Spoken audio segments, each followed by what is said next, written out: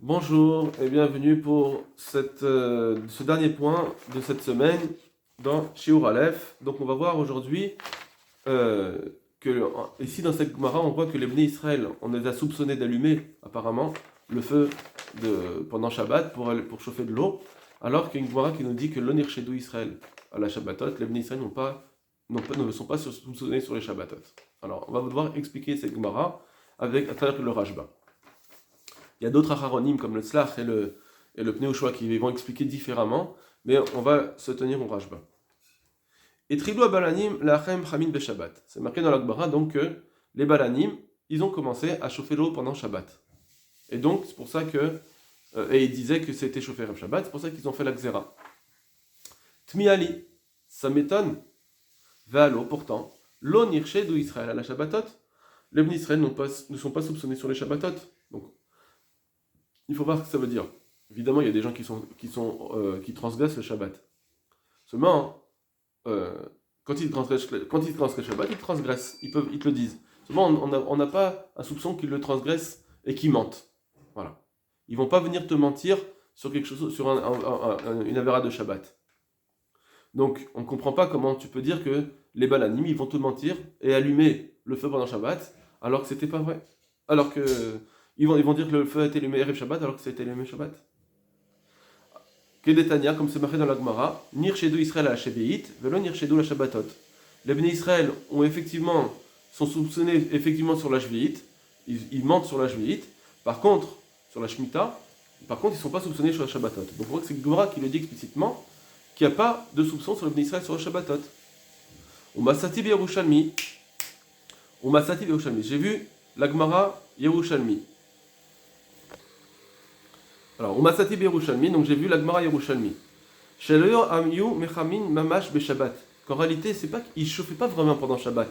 C'est pas que on a cru qu'il disait, la Gemara disait, ils allaient commencer à chauffer de l'eau pendant Shabbat. C'est pas vraiment ça. Et là, Shelo Ayu Pokekin et Kavim et Ba'erev. Juste qu'ils fermaient pas les bouchons, ils les fermaient pas la veille. Là, ça veut dire là où il y avait le foyer de feu, il y avait le foyer qui chauffait les bains. Et donc il y avait des trous pour faire passer cette chaleur. Ils ne fermaient pas ces trous.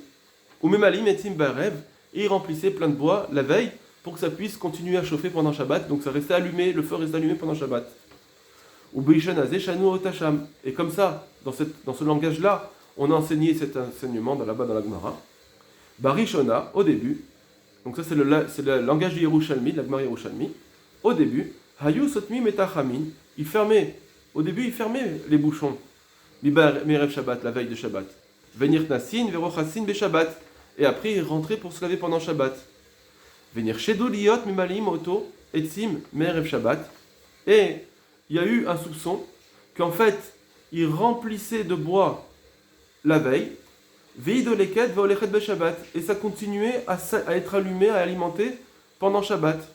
C'est pourquoi, Asrou Laem Rechitsa, ils leur ont interdit de se laver. Vetirou la MZA, ils ont permis juste de transpirer au départ. Et après, ils ont interdit même de transpirer. Donc, voilà les Yerushalmi.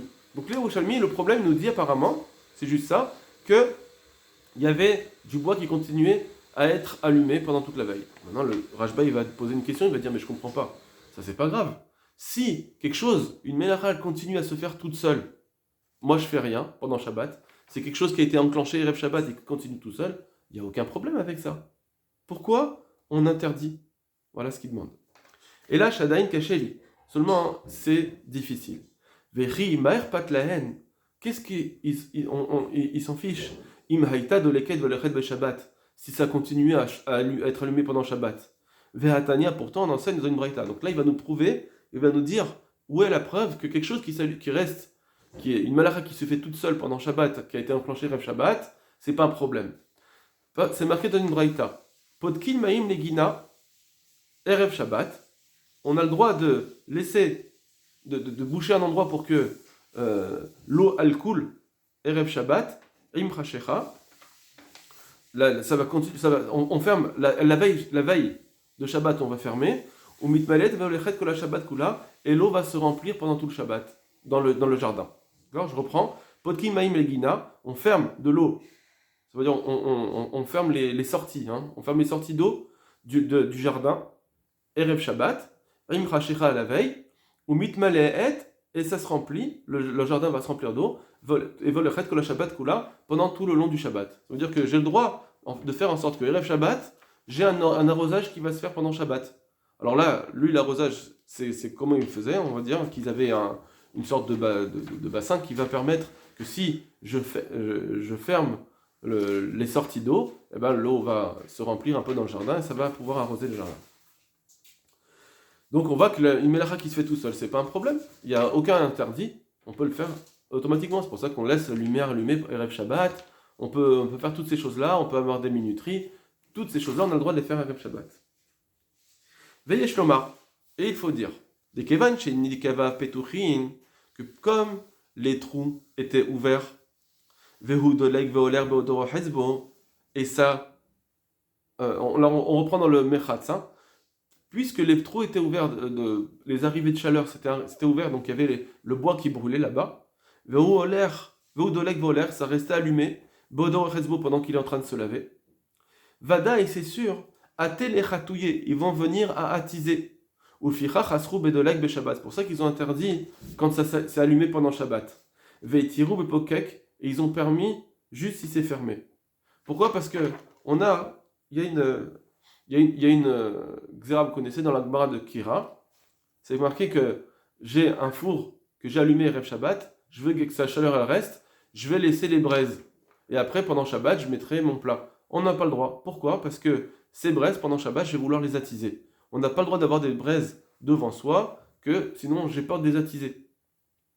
Donc c'est pour ça qu'il faut enlever les braises. C'est pareil ici, j'ai des braises elles me servent ici pour garder mon eau chaude, et je veux avoir de l'eau chaude, donc c'est sûr que je vais vouloir attiser sans faire exprès, ou je vais avoir un Yetzerara, je vais être tenté d'attiser. Ça rentre dans la xéra du Perekira, c'est la même xéra du four. Ici, ce chauffage, c'est la même chose, c'est la même xéra. Vetirou, Bepokek, Vechazrou, Veasrou. Donc ils ont permis quand les trous étaient fermés, Vechazrou, Veasrou. Et même ça ensuite, ils ont continué à interdire, puisqu'ils disaient que ça a été fermé, mais finalement ils se lavaient pendant le Shabbat. Bon. En tout cas, on voit qu'ici, que la xéra d'après le Rashba, c'est pas une xéra où on voit que forcément ils vont allumer, ils vont faire exprès d'allumer pendant Shabbat, et ils vont dire qu'ils n'ont pas allumé. Ça, les Béni Israël ne sont pas chashudim, ne sont pas soupçonnés sur ça. Le soupçon, il est sur des choses où il y a Yetzerara, où c'est caché, c'est voilé, on ne sait pas, c'est pas clair. Quand les choses ne sont pas claires, alors oui, effectivement, un Béni Israël, peut-être, il va pas faire attention, et il va faire un interdit de Shabbat. Et donc là-dessus, c'est pour ça qu'on a interdit de se laver au départ, parce qu'ils allaient attiser les braises pendant Shabbat. Voilà pour ce Rashba. Après le Pinocho et le Tzlach, ils disent d'autres explications. C'est intéressant aussi. Maintenant, nous, Bezrat Hashem, aujourd'hui, on en est où? On a expliqué la Suga de la Gemara cette semaine. La semaine dernière, on a vu la Bekiyut, on a vu les choses de façon au passage. Ensuite, on a vu, cette semaine, on a vu quelques points importants de la Suga de la Gemara, c'est-à-dire expliquer la Gemara, les points de la Gemara, sans voir forcément la halacha. La semaine prochaine, Bezrat Hashem, on va commencer à étudier vraiment les points halachiques en profondeur, bien sûr. On va essayer de voir les points halachiques qui ressortent de cette suga, si on peut se laver ou pas. Kol Tuv Lachem.